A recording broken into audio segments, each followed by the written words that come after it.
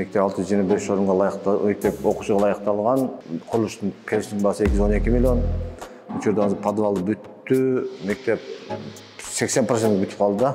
Бұйырса сентябрь тапшырамыз. Жұмыстар тынбай іштеп жатады, весь светойден іш кетіп жатады. Әрекет күч. Уақытында финансылық қарызға байланысты тоқтап қалған болчу. Мектептен үшінші іш бітті.